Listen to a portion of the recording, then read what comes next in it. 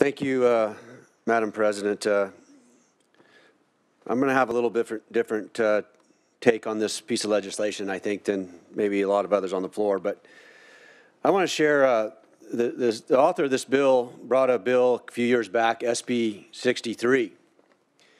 And I was one of 3 Republicans in the Assembly that supported that bill. I think that it was a righteous bill, and it was also in the same area. But I want to share with the members and legislators of this body. I've been in this legislature for 8 years. And in this 8 years, I came to the legislature because I'm a small business owner, and we really aren't represented here. Small businesses don't really have a PAC, and they're busy running their businesses and the likes. And I don't have more than 5 employees. The most I've ever had is 4. So this bill isn't going to affect my business, but it's going to affect 400,000 businesses in California, according to the information I could gather. And there's been talk about the cost. There is no cost. Well, there is a cost to this piece of legislation, a cost to train somebody to replace them. You can take this leave in hour increments. If you have a business with 5 employees and 1 employee is the operator or a main position in your company that you can't replace, that makes the other 4 positions work, and they're gone for a long time, it's going to be difficult. And, you know, we've heard about lots of people. There's not been one piece of legislation that I can recall in the 8 years that I've been here that actually helped my business. We've had minimum wage increase, and we're going to do you a favor. We're going to phase it in over time. We used to have an exemption for ag that we were able to not have to pay overtime up to 60 hours, and it was for when we harvested and when we planted. That's been taken away.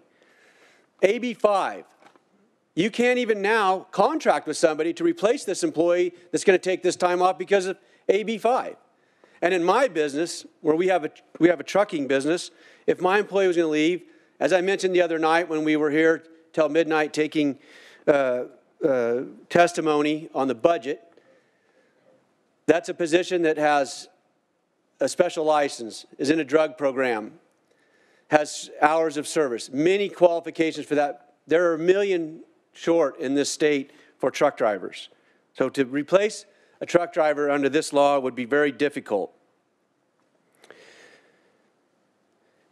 And at a time when we've seen businesses lay off, shut down because of COVID, I think this is another hit to businesses. You know, I find it interesting that the legislature passes all kinds of laws to regulate my business, and they don't even abide by the laws that they pass. This legislature right here did not pay overtime to the employees that were here till midnight the other night. Why is that? Why don't we at least abide by the same laws that everybody else has to? We had a bill in the Assembly that said that, and you know the legislators said, no, we're special. Well, I put food on the table for Americans. I think that's kind of special too. I want to ask you, all of you on your desk have a bottle, I believe, a little brown bottle. Now, in my business, I'm regulated by Proposition 65. What's in this bottle? Do you know? Can anybody tell me what is in this bottle?